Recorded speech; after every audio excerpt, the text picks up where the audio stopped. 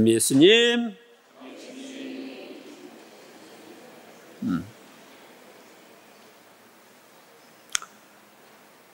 오늘은 예수님께서 제자들 앞에서 영광스러운 모습으로 변모하신 사건을 기리는 주님의 거룩한 변모 축일입니다. 우리는 거룩한 변모를 묵주이기도 빛의 신비에서 몇 단에서 해요? 네, 4단에서 하죠. 그래서 오늘 강론 잘 들으면 빛의 신비 4단 묵상하는 데 도움이 될 겁니다. 오늘 축일은 9월 14일에 있는 십자가 현양 축일 40일 전에 지냅니다. 교회 전승에 따라서 예수님의 영광스러운 변모는 예수님께서 십자가에 못 박히시기 40일 전에 일어난 사건이라고 생각하기 때문입니다. 예수님께서는 당신의 십자가 순환과 죽음의 결과인 영광스러운 부활을 미리 보여주시고자 거룩한 변모의 표징을 드러내셨습니다. 1457년 갈리스도 3세 교황이 로마 전렬에게 이 축일을 도입했습니다. 그러니까 지금부터 한 560여 년 전에 이 축일이 교회 안에 들어온 것입니다. 그러면 주님의 거룩한 변모 축일의 독서와 복음의 내용을 살펴보기로 하겠습니다. 첫째, 제1독서인 다니엘 예언서는 하느님의 모습과 메시아이신 사람의 아들에 대한 기록이 나옵니다. 내가 보고 있는데 마침내 옥좌들이 놓이고 연로하신 분께서 자리에 앉으셨다. 그분의 옷은 눈처럼 희고 머리카락은 깨끗한 양털 같았다. 그분을 시중든 이가 100만이요 그분을 모시고 선 이가 억만이었다. 옥좌에 계신 연로하신 분 누구를 가리킬까요? 하느님 아버지를 가리킵니다. 그래서 다니엘 예언자는 옥좌에 앉으신 하느님의 모습을 보았습니다. 그분의 옷은 눈처럼 희고 머리카락은 깨끗한 양털 같았다. 다시 말하면 빛나는 모습이었다 하는 얘기죠. 또한 그분을 시중드는 이가 100만이요 그분을 모시고 선 이가 억만이었다고 말합니다. 숫자를 세 가지고 그랬을까요? 100만, 억만? 셀 수가 없었죠. 셀 수가 없이 많은 이들이 그분을 모시고 있었다 하는 것을 나타내는 것입니다. 내가 이렇게 밤의 환시 속에서 앞을 보고 있는데 사람의 아들 같은 이가 하늘에 구름을 타고 연로하신 분께 다가가자 그분 앞으로 인도되었다. 다니엘 예언자는 환시 속에서 앞을 보고 있는데 사람의 아들 같은 이가 하늘에 구름을 타고 연로하신 분께 다가가자 그분 앞으로 인도되었다. 아마 예수님이 부활 승천하신 다음에 하느님 아버지께 인도된 모습을 본 것 같습니다. 예수님께서는 복음서에서 당신을 가리켜 사람의 아들이라고 많이 말씀하시죠?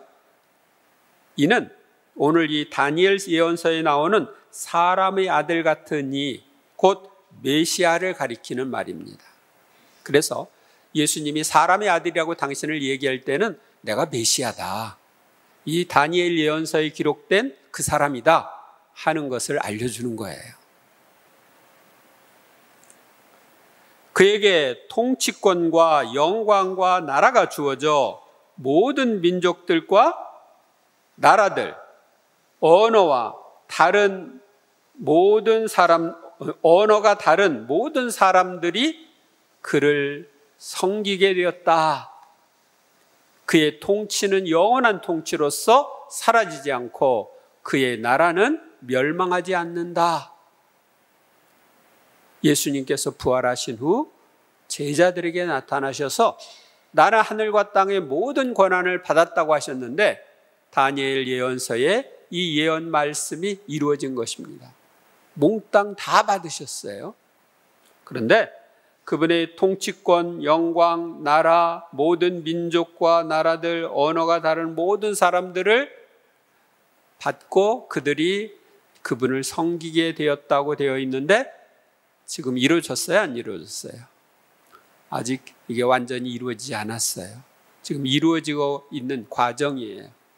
그래서 이제 새하늘 새 땅의 새 시대가 되면 모든 사람이, 모든 민족, 모든 언어를 하는 사람들이 다 예수님을 구세주로 섬기게 될 겁니다.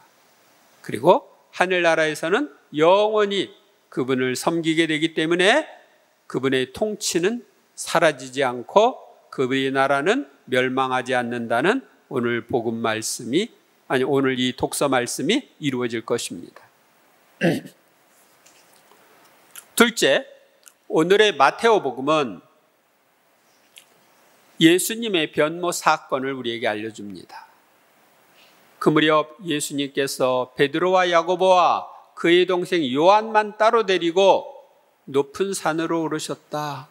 아니, 베드로, 야고보, 요한만 따로 데리고 다니다니 예수님이 제자들이 12명인데 그 중에 3사람만 편애한 거 아니야? 이렇게 생각할 수 있죠. 어떻게 생각하십니까? 왜 3사람만 특별히 따로 데리고 다니냐? 그건 편애하기보다는 그들이 수행해야 할 사명 때문이었습니다. 베드로는 사도단의 으뜸으로 교회의 반석, 첫 교황이 될 사람이었기 때문에 예수님에 대해서 다 알아야 돼요. 이 거룩한 변모나 또 야이로의 딸 살릴 때도 이 3사람만 데리고 갔거든요. 그러니까 다 알아야 할 사람이었습니다. 그래서 데리고 간 거고. 야고보는 왜 데리고 갔을까요? 야고보는 사도들 중에 예수님을 위해 처음으로 순교할 사도였습니다. 그래서 당신을 위해서 처음으로 목숨을 바칠 사도이기 때문에, 그리고 목숨을 바칠 때 당신이 정말 하느님이시라는 것, 구세주라는 것을 알고 확실하게 그분께 대한 사랑으로 목숨을 바치도록 하기 위해서 야고보를 데리고 갔어요. 요한은 왜 데리고 갔을까요? 요한은 성모님을 모시고 가장 오랫동안 살면서 신앙을 증거해야 할 사도이기 때문에 데리고 갔습니다. 가장 오랫동안 있으면서 예수님의 삶을 증거해야 돼. 그래서 데리고 간 것입니다. 여기서 높은 산이라고 그랬는데 이 높은 산은 어떤 산인가? 오늘날 타볼산이라고 하는데 여기에는 갈릴레아 호수에서 서쪽으로 한 18km 정도 떨어진 곳에 있는데 해발 588m입니다. 평지에 종 모양을 한 이 타볼산은 옆에서 보면 높은 산으로 보입니다. 4세기에 거기에 이 예수님의 거룩한 변모를 기르는 유적이 있었는데 이것이 발견되어서 1924년 예수님의 거룩한 변모를 기념하는 성당이 세워졌습니다. 그래서 지난번에 우리 5월 달에 성지순례 갔을 때 거기에서 미사를 봉헌했는데 여러 번 저는 거기에 갔습니다. 그래서 그리고 성지순례 하는 분들 단골 코스가 거기입니다. 산이 가파르기 때문에 자동차가 못 올라가요. 큰 차는. 그래서 우리 봉고처럼 작은 차로 나눠 타고 올라갑니다. 그 높이 이렇게 올라가면서 보면 멀리까지 경치가 좋습니다. 그리고 그들 앞에서 모습이 변하셨는데 그분의 얼굴은 해처럼 빛나고 그분의 옷은 빛처럼 하얘졌다. 예수님께서는 타볼산에서 제자들에게 하느님을 닮은 예수님의 참모습, 부활 후의 모습을 보여주셨습니다. 그래서 얼굴은 해처럼 빛나고 그분의 옷은 빛처럼 하얘졌다고 말합니다. 그때 모세와 엘리야가 그분 앞에 나타나 예수님과 이야기를 나누었다. 모세와 엘리야는 구약의 율법과 예언서를 상징하는 인물입니다. 대표하는 인물이에요. 그들과 이야기를 예수님께서 나누신 것은 예수님께서 구약을 완성하러 오신 분임을 암시합니다. 또한 모세와 엘리야는 죽어 없어진 존재가 아니라 지금도 살아있다는 것을 알려줍니다. 즉 내세가 있음을 알려줍니다. 그리고 예수님이 그들을 불렀다고 하는 것은 예수님이 그들보다 높다는 뜻이죠. 그러니까 예수님이 바로 하느님의 외아들이라는 것을 나타냅니다. 그러자 베드로가 나서서 예수님께 말하였다. 주님, 저희가 여기서 지내면 좋겠습니다. 원하시면 제가 초막셋을 지어 하나는 주님께, 하나는 모세께, 또 하나는 엘리야께 드리겠습니다. 베드로의 고백, 주님, 저희가 여기서 지내면 좋겠습니다. 주님과 함께 지내는 천국의 행복을 조금이라도 맛보면 우리도 베드로처럼 주님, 여기서 지내면 좋겠습니다 하고 말하게 될 것입니다.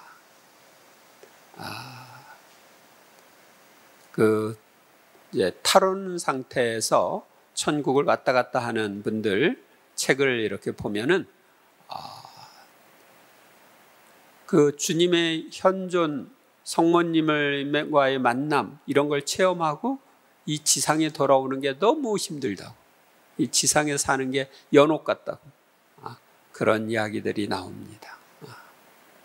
우리는 뭐요? 이 지상에서 더 오래 살다 가자 그러는데 천국을 체험한 사람들은 그렇지 않습니다. 여기서 초막셋을 지어서 주겠다고 얘기한 것은 예수님의 거룩한 변모 사건이 초막절에 이루어졌음을 암시합니다. 베드로가 말을 채 끝내기도 전에 빛나는 구름이 그들을 덮었다. 여기서 이 빛나는 구름은 하느님 현존의 상징입니다. 하느님께서 함께 하시는 표시로 이스라엘 백성이 이집트의 종살이에서 해방되어 가나안 땅으로 갈 때 성막을 세웠고 성막 위에 구름이 덮였는데 밤에는 그 구름이 빛을 발했어요. 빛나게. 그래서 이스라엘 백성을 비춰줬어요. 그래서 이 빛나는 구름은 하느님이 함께 계시다. 하느님 현존의 상징입니다. 그리고 그 구름 속에서 이는 내가 사랑하는 아들, 내 마음에 드는 아들이니 너희는 그의 말을 들어라 하는 소리가 났다. 너희는 그의 말을 들어라.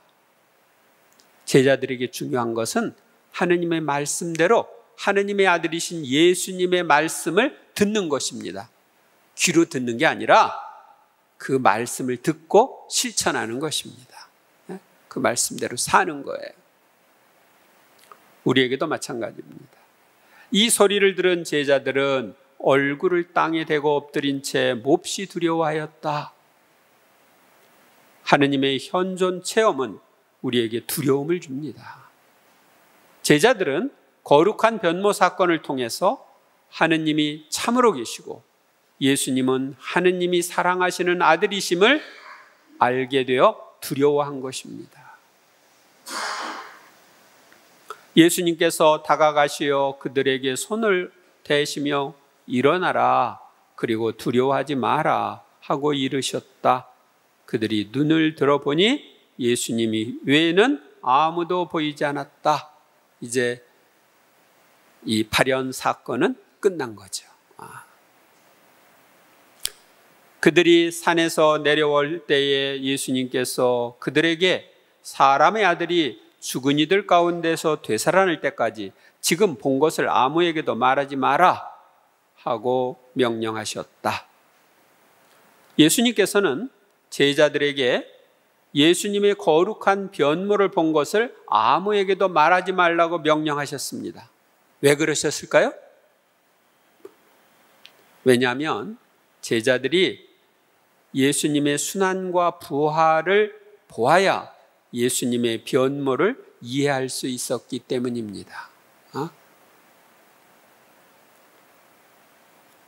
농담 하나 하겠습니다. 소화제.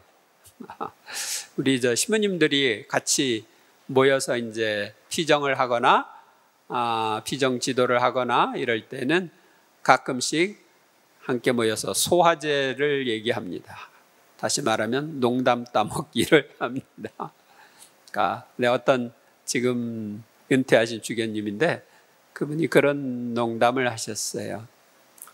어느 신부님이 아침에 새벽 미사를 드리는데 늦었어. 늦게 일어났어.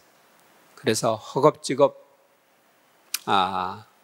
수단을 입는데 옷 갈아입을 사이가 없어서 잠옷 위에다가 수단을 입고 그래서 미사를 드리러 갔어. 그래서 미사 때 이렇게 복음을 읽는데 우리 꼬마 복사들이 이렇게 밑을 보니까 뭐가 보여? 잠옷이 보여. 그러니까 킥킥거리면서 웃었어. 그러니까 그러니까 신부님이 복음 끝에 이렇게 이야기했습니다. 사람의 아들이 죽은 이들 가운데서 되살아날 때까지 지금 본 것을 아무에게도 말하지 마라.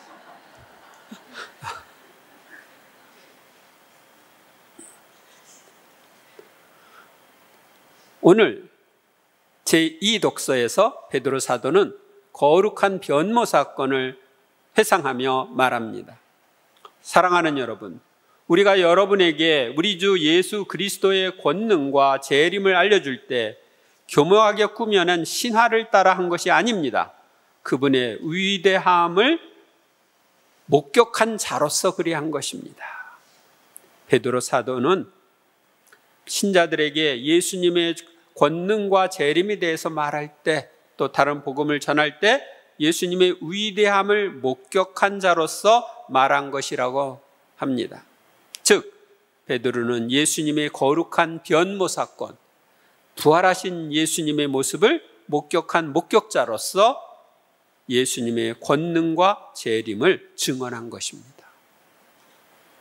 그분은 정녕 아버지에게서 영예와 영광을 받으셨습니다. 존귀한 영광의 하느님에게서 이는 내 아들, 내가 사랑하는 이, 내 마음에 드는 이다 하는 소리가 그분께 들려올 때의 일입니다.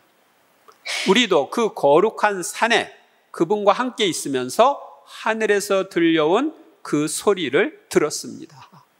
그러니까 이 거룩한 변모 사건을 자신이 목격했다.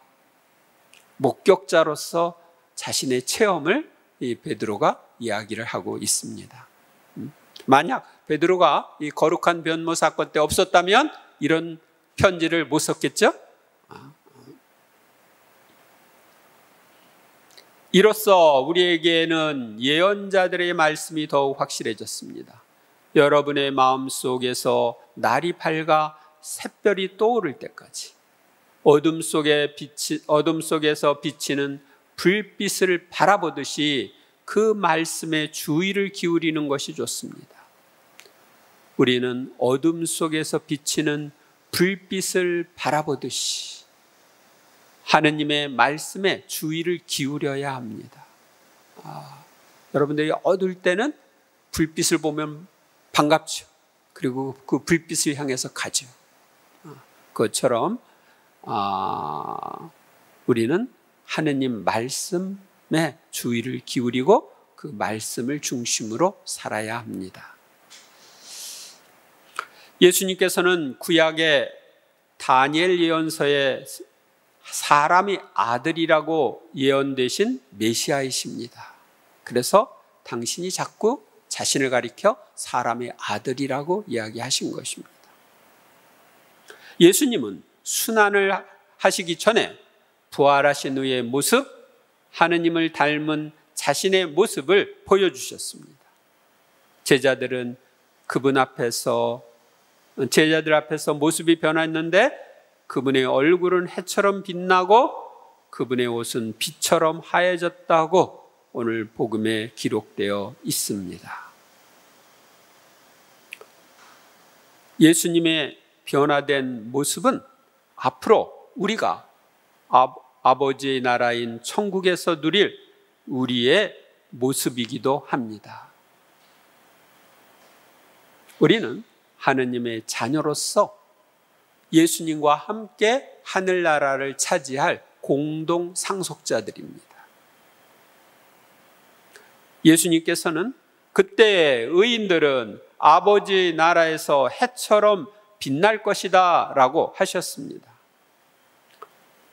우리가 이런 빛나는 모습으로 변화되려면 오늘 제2 독서에 나오는 것처럼 어둠 속에 비치는 불빛을 바라보듯이 그 말씀에 주의를 기울이는 것이 좋습니다.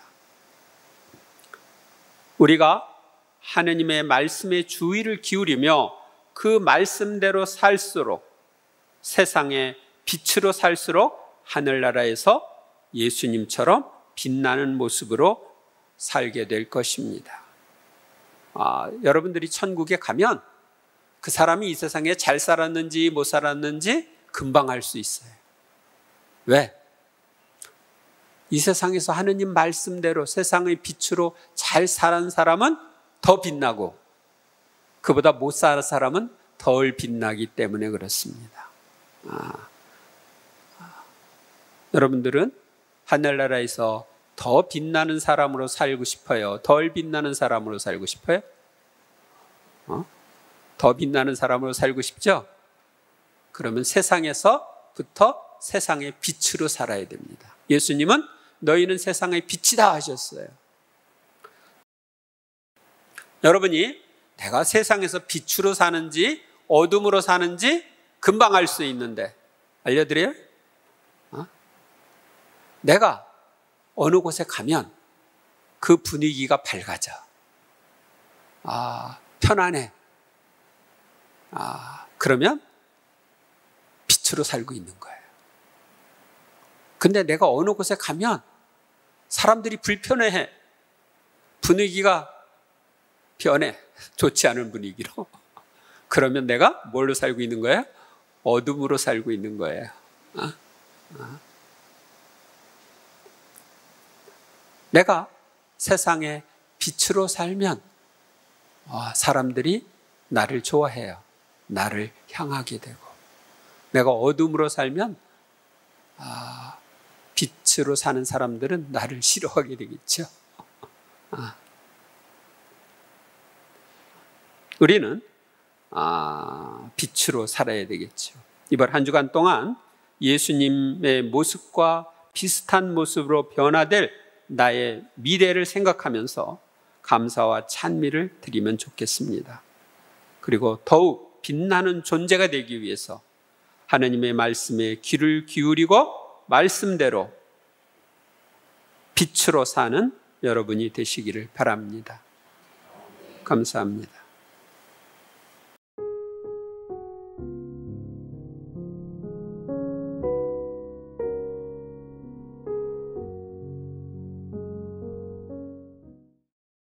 주님의 평화가 항상 여러분과 함께 또한 사제의 영과 함께. 네, 여러분들은 세상을 하느님 말씀대로 빛으로 살고 싶죠? 어둠으로 살고 싶은 사람 혹시? 아무도 없습니다. 빛으로 살고 싶어요. 그래서 여러분들이 다 오늘 복음에 나오는 예수님처럼 하늘에 가서 빛나는 존재. 그때 의인들은 아버지 나라에서 해처럼 빛날 거라고 그랬는데 그런 빛나는 존재로 만날 수 있기를 바랍니다. 그래서 오늘 평화 인사는 빛으로 삽시다. 평화 인사 나누십시오. 빛으로 삽시다. 빛으로 삽시다.